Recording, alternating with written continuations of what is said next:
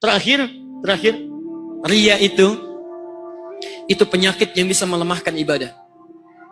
Jadi kalau orang kebanyakan riya, itu nanti ibadahnya akan lemah. Malas dia. Contoh.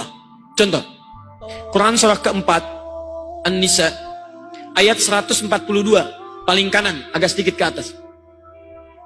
Innal munafiqina yukhadi'una Allah wa huwa khadi'uhum wa idza qamu ila sholati qamu kusala yura'una an-nasa wa la yadhkuruna Allah illa qalila.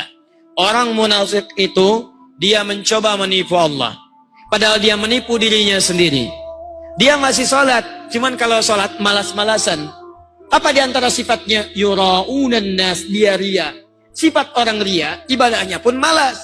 Apa dampak kemalasannya? Wala yadhkuruna Allah illa qalila. Kebanyakan orang riya ketika ibadahnya pun akan kelihatan sedikit. Jadi kalau seseorang berbuat maksiat, itu dampaknya akan ada pelemahan kepada ketaatan ibadahnya. Nggak percaya silahkan. Antum belum maksiat, ibadah bisa normal. Sekali maksiat akan malas. Mata antum pakai maksiat, maka mata ini akan sulit melihat yang taat-taat. Kalau anda mata susah ngelihat Quran, coba cek sehari ini anda mata digunakan lihat apa saja. Lisan anda sulit baca Al-Quran, cek sehari ini lisan dipakai mengucapkan apa saja. Sampai ke ujung kaki. Paham kalimat ini? Baik, karena itu saya tutup dengan kalimat terakhir. Ya, Syekh Adz-Dzahabi kemudian memberikan gambaran firman Allah di Quran surah ke-18 Al-Kahf ayat 110. Saya tutup halaman 9 di pertengahan ada tanda kurung ayat Quran. فَمَنْ كَانَ يَرْجُو لِقَاءَ رَبِّهِ فَلْيَعْمَلْ عَمَلًا صَالِحًا وَلَا يُشْرِكْ بِعِبَادَةِ رَبِّهِ أَحَدًا. Ini ayat tentang larangan riya. فَمَنْ كَانَ يَرْجُو لِقَاءَ رَبِّهِ, maka siapa yang di akhiratnya ingin melihat Allah. Ini yang terakhir.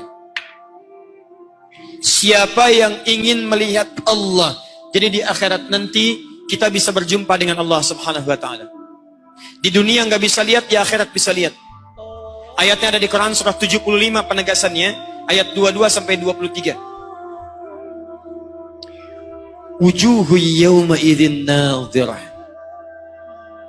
Di akhirat nanti ada wajah-wajah yang begitu berbinar, gembira luar biasa. Bukan karena dia masuk surga, tapi ila rabbiha nadhirah.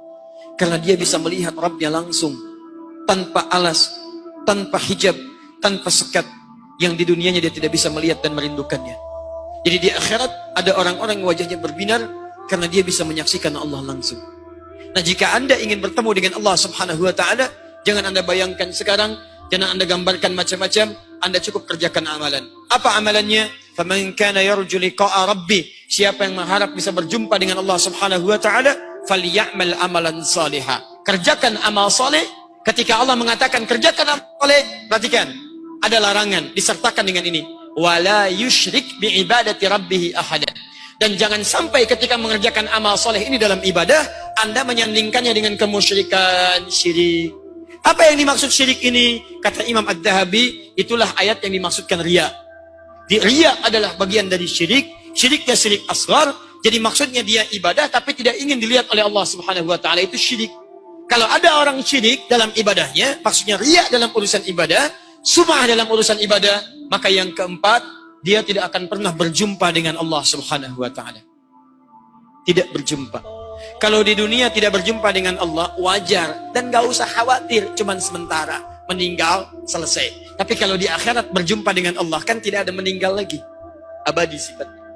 Jadi kalau ada orang di akhirat tidak berjumpa dengan Allah, maka selama kehidupan berlangsung abadi, gak akan pernah sudi Allah menatapnya.